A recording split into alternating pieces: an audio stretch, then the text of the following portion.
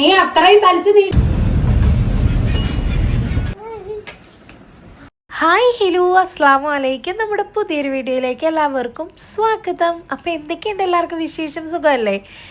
അപ്പോൾ എൻ്റെ ചാനൽ ആദ്യമായിട്ട് കാണുന്നവരാണെങ്കിൽ ഒന്ന് സബ്സ്ക്രൈബ് ചെയ്യാനും ലൈക്ക് ചെയ്യാനും മറന്നു പോയല്ലോ കേട്ടോ. അപ്പോൾ ഈ ഒരുക്കി പിടിച്ച് നിൽക്കുന്നത് ഞാൻ എൻ്റെ വീട്ടിലേക്കൊന്ന് പോവാണേ.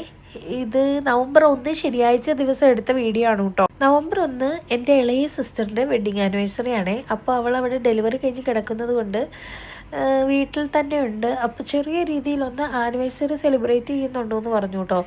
ചെറിയ രീതിയിലെന്ന് പറഞ്ഞാൽ ഒരു ചെറിയൊരു കേക്ക് കട്ടിങ്. അപ്പോൾ അതിന് അവൾ വിളിച്ചു. അപ്പോൾ വെള്ളിയാഴ്ച വൈകുന്നേരം വരാൻ പറഞ്ഞു.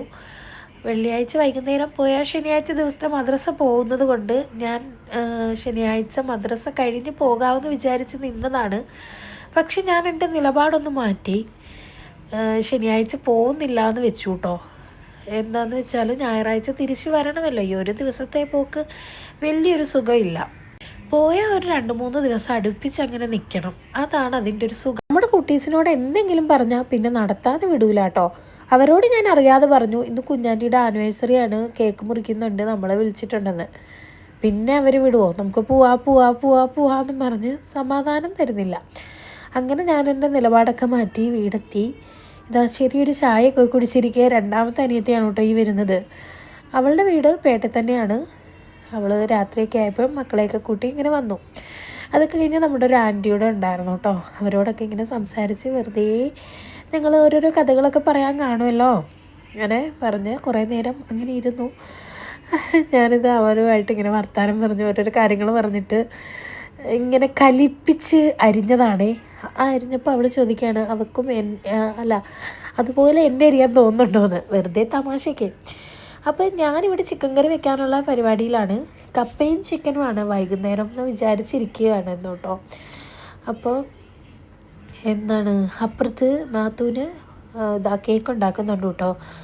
അവൾ ഒരു ഹോം ബേക്കറിലൂടെയാണ്. അടിപൊളിയായിട്ടില്ലേ നമ്മുടെ കേക്കും ചായ കുടിയും ഒക്കെ ഒരുമിച്ചായിരുന്നു കേട്ടോ. പിന്നെ ഇതാ ഇവൾ ഹോം ബേക്കർ മാത്രമല്ല കേട്ടോ, സകല കലാവല്ലഭയാണ്. ഇത് കണ്ടില്ലേ, ഒരു മെഹന്തി ആർട്ടിസ്റ്റ് കൂടെയാണ് കേട്ടോ. അവൾ ആരുടെ കൈ കിട്ടിയാലും വെറുതെ വിടില്ല, അപ്പം മൈലാഞ്ചി ഇട്ട് തുടങ്ങും. പിന്നെ നമ്മൾ കപ്പയും ചിക്കൻ കറിയൊക്കെ അങ്ങ് മാറ്റി വെച്ചു കേട്ടോ. ഇതാ നമുക്ക് അവൻ വലിയൊരു ചിലവ് തന്നു. ബ്രോസ്റ്റഡും മന്തിയും ഒക്കെ ഉണ്ടായിരുന്നേ. അതൊക്കെ കഴിഞ്ഞതാ പിറ്റേ ദിവസം ഞായറാഴ്ചത്തെ ഒരു കുഞ്ഞു വ്ളോഗാണ് കേട്ടോ ഇത്. ഞങ്ങൾ എല്ലാവരും കൂടെ വൈകുന്നേരം ആയപ്പം ഒന്ന് വെറുതെ കറങ്ങാൻ വേണ്ടി ഇറങ്ങി.